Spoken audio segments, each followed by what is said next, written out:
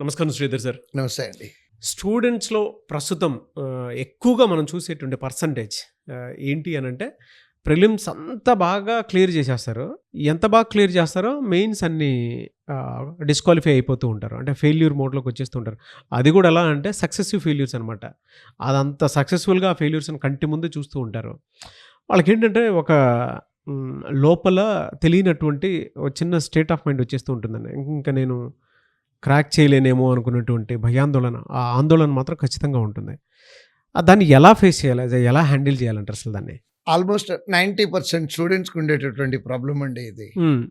అన్ని prelims clear చేస్తా ఉంటారు. అన్ని మెయిన్స్ ఫెయిల్ అవుతా ఉంటారు. ఆ! సో, దాంట్లో యాక్చువల్‌గా వాళ్ళు గమనించుకోవాల్సింది ఏంటంటే, ప్రిలిమినరీ ఎగ్జామ్ మోడ్ వేరు, మెయిన్స్ ఎగ్జామ్ మోడ్ వేరు. హ్మ్. ఎలా? ప్రిలిమినరీ ఎగ్జామ్ వచ్చేటప్పటికి 45 మినిట్స్ గానీ, 1 అవర్ గానీ ఉంటుందండి పబ్లిక్ సెక్టార్ ఎగ్జామ్స్‌లో. Okay sir. ఓకే. అది యాక్చువల్‌గా స్పీడ్ టెస్ట్ అండి. హ్మ్. బాగా ఎక్కువ నాలెడ్జ్ టెస్ట్ అయితే కాదది. అంటే నాలెడ్జ్ లేకుండా అయిపోతుందని నేను అంటలేదు. హ్మ్.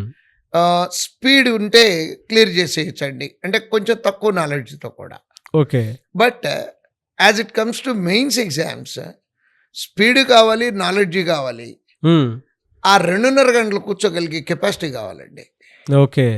అంటే ఏంటంటే అది పిల్లలు చేసే మొట్టమొదటి తప్పేంటంటేనండి, ప్రిలిమ్స్ అయిన తర్వాత మెయిన్స్‌కి ప్రిపేర్ అవుదాం అనుకుంటారు. అది ఫస్ట్ మిస్టేక్ అండి.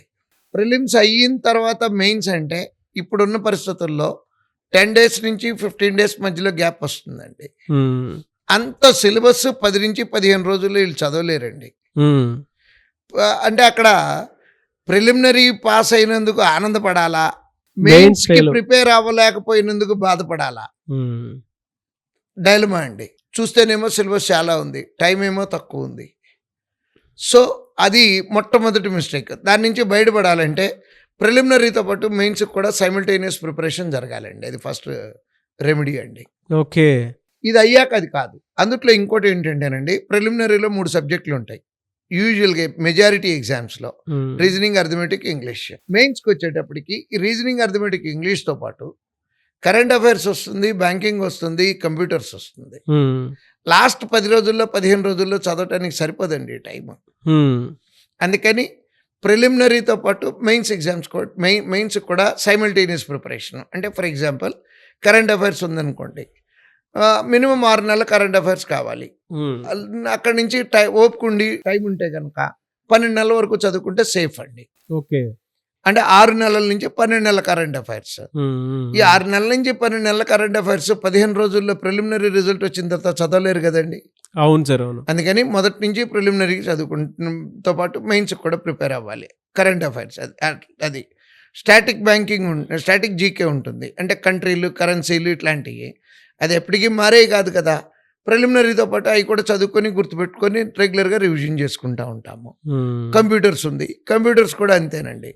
ఇయన్నీ అంటే 2 రైలు పట్టాల్లాగా అలా నడుస్తా ఉంటేనే సక్సెస్ చూస్తారండి. ఇది మొట్టమొదటిది. అంటే ఆహ్, ప్రిలిమ్ అయిన తర్వాత మెయిన్ కాకుండా సైమల్టేనియస్‌గా ప్రిపరేషను.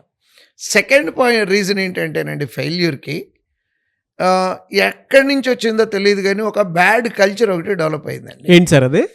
అదేంటంటే సెక్షనల్ మార్క్స్ అంటున్నారండి. హ్మ్. సెక్షనల్ మార్కులంటే 2.5 గంటల ఎగ్జామ్ రాయాలండి యాక్చువల్‌గా ఆళ్ళు. అది పిల్లలకి తెలియనిదేంటంటే it is a test of patience. They are feeling that it's a test of knowledge. Test of knowledge కరెక్టేనండి.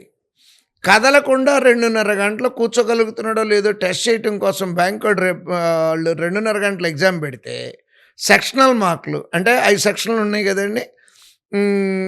నాకు కరెంట్ అఫైర్స్ బాగా రాదు కాబట్టి నేను ఓన్లీ కరెంట్ అఫైర్స్ టెస్ట్‌లు రాస్తా అరగంట. బా!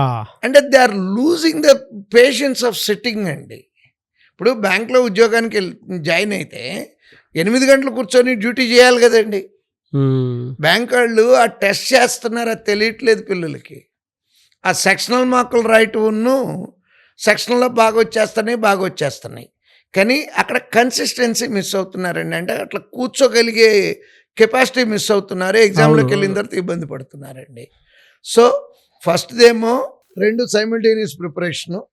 రెండోది ఫుల్ మార్కులు రాయటం అనేది నెక్స్ట్‌దండి. ఈ ఫుల్ లెంగ్త్ మార్క్ అంటే 2.5 అవర్స్. కనీసం మనం ప్రతి మెయిన్ ఎగ్జామ్‌కి 25-30 మెయిన్స్ ఎగ్జామ్స్ రాయాలండి. ఇప్పుడు రిజల్ట్స్ వచ్చిన తర్వాత రాస్తే ఎన్ని రాస్తారండి? 10 రాస్తారు. ఒక్కోసారి 4 రోజుల గ్యాప్‌లో మెయిన్స్ ఎగ్జామ్ పెడుతున్నారండి. ఈ 4 రోజుల గ్యాప్ వస్తే పిల్లలు ఏం చేయగలరో తెలుసా అండి?